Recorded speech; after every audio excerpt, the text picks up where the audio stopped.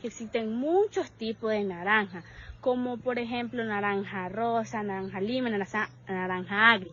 Y esta es la naranja agria, pero se le dice así por decir nomás, porque en realidad no es agria, es dulce, sirve para extractos de naranja, para jugo y entre otras cosas, muchas cosas más. Y también existen otras naranjas, o sea, existe naranja más grande, pero siguen siendo naranja agria.